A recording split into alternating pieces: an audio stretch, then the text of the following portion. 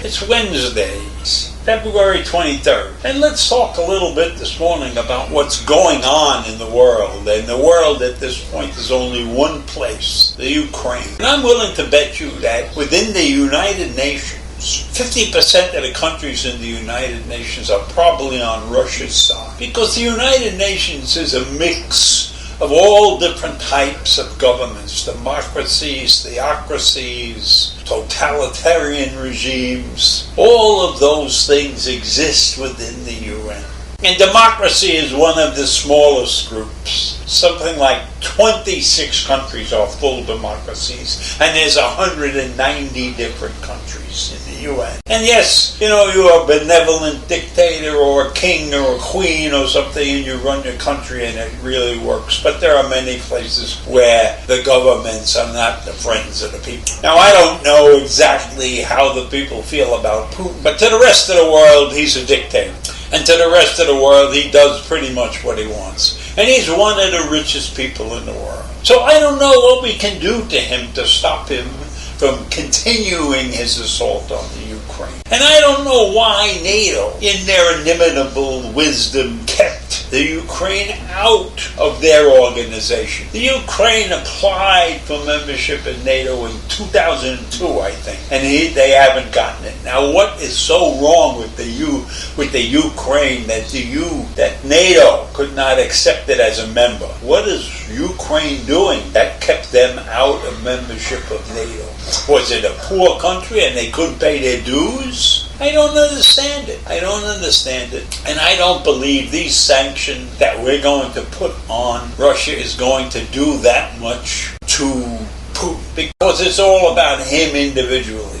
I mean, these other sanctions that include oligarchs, and they're sanctioning some of his things. I don't know if they're sanctioning his girlfriend, who was a former gymnast. I don't even know her name, but I know she exists. I don't know what they're doing to him. I know that Germany took a major step. They have refused to certify the Nord 2 pipe, and that is a big deal because Russia has spent, billions of dollars putting this thing under the Baltic Sea and letting it run from Russia to Germany 750 miles to give them a little oil and gas or whatever they're going to pump through this pipeline. But I don't know. I don't know what we can do. I don't know when anybody knows what we can do, because the man is intent on reconstructing the Soviet Union. That's what he wants to do. He wants to go to his grave saying he has rebuilt Russia. And he's not rebuilding Russia as a democracy.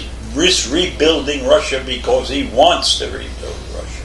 And what does he do? He's going to send his peacekeeping troops, or he sent his peacekeeping troops by now, into those two sections of the country that are primarily Russian-speaking in the Ukraine. And they supposedly favor Russia. But we don't know if that's true. We're not over there. I'm not over there. You're not over there. Everything we hear is behind the scenes. But we sanctioned, and Germany cut off the pipeline. Is that going to stop Russia? No. The only thing that will stop Russia is a massive troop movement into Ukraine. And I don't know how we're going to get 150,000 troops into Ukraine that fast. Certainly nobody in Europe has enough troops. Certainly nobody in Europe moved their troops from the EU into the Ukraine. I think whatever Europe is doing is lip service. They're hoping that they can somehow or other get by. And forget the UN. They're worthless. They haven't done anything. They haven't done anything because, as I said, 50% of the countries in the UN are probably helping Russia any way they can. And let's not forget China. China and Russia are bosom buddies. And China is a mighty powerful source. China might really be the most powerful country in the world. I know you don't want to hear that as an American, but China might be the most powerful country in the world. They're getting away with shit. Their economy is second to ours. So if you look at economy, you say we're the greatest. But I think that China has so much under control that they might be greater than us. And we have to look that in the eye and figure out what we're going to do about that. Because I'm sure that we haven't done anything except help them become the biggest and strongest country in the world because we gave them all our manufacturing.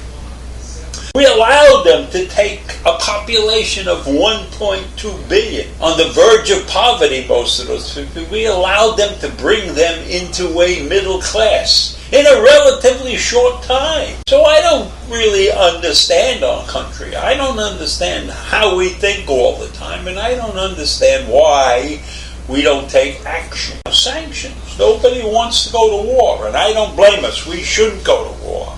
But maybe we should have stopped things before they got to this point, right? Maybe the sanctions should have been put on the minute the troops started building up on the Ukrainian border, instead of waiting and talking diplomacy and letting Putin jerk us off. That's what he did. He jerked us off. He kept us at bay, and then he moved troops, and he moved troops, and he moved troops.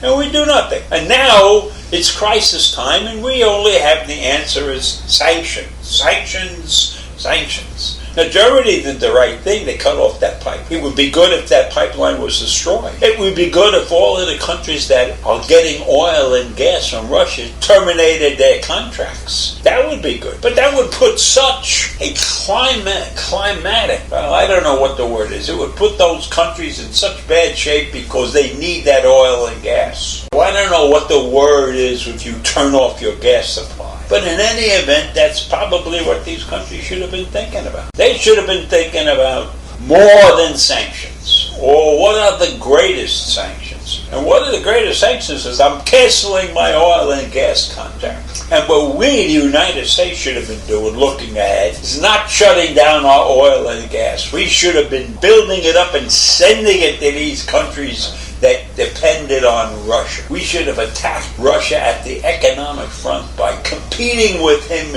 in his oil and gas business, undercutting his prices, whatever it was. And maybe that would have done it. That would have done something. I don't know. It's a mess right now. I don't have any answers. I only have speculations. The people who should have the answers, they're no better off than I am. Right? They talk a good game, but we have never seen any results.